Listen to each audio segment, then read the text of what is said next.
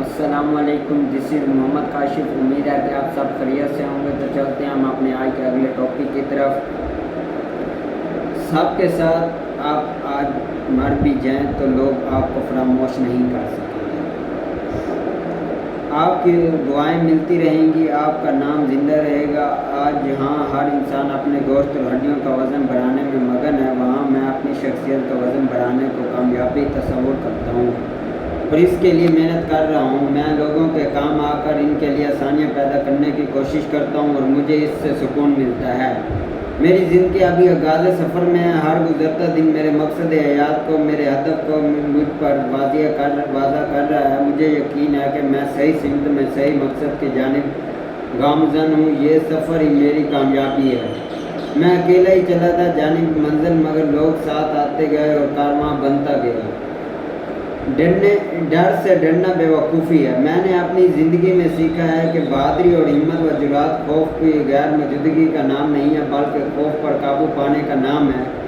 ماہرین نفسیات کہتے ہیں کہ انسان اپنے ساتھ دو طرح کے خوف لے کر پیدا ہوتا ہے۔ ایک خوف تو اسے اونچی آواز کا ڈر ہوتا ہے، جس کی بدولت نومولود بچے اکثر سہم جاتے ہیں یا رونے لگتے ہیں۔ دوسرا خوف نیچے گر جانے کا خوف ہے، جو ہر بچہ اپنے ساتھ لے کر پیدا ہوتا ہے۔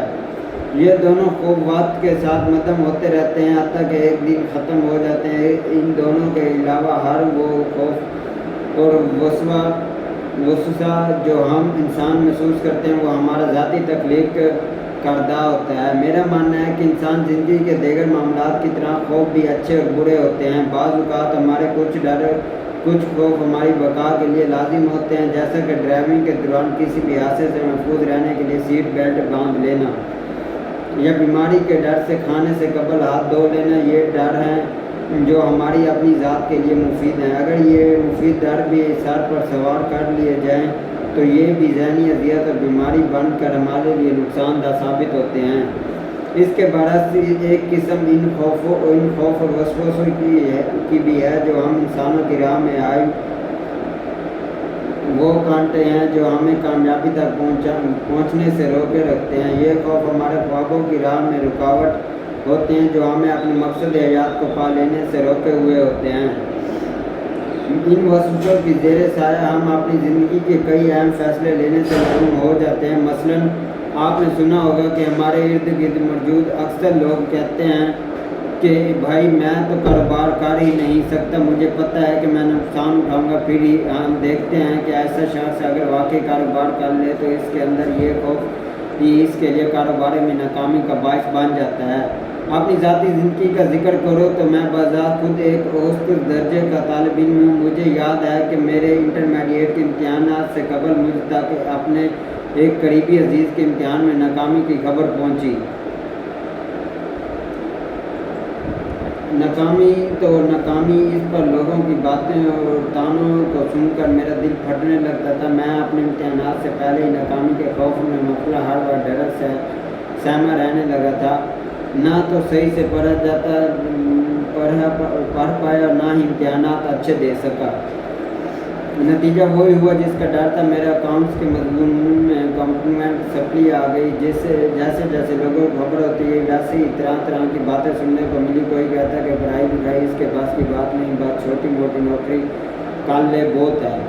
تو کوئی میرے والدین کو میرے لیے چھوٹی سی دکان کھولنے کی مشورہ دیتا۔ یہ وقت میرے لیے کسی بھی عام بچے کی طرح شدید دکھ اور پریشانی کا وقت تھا۔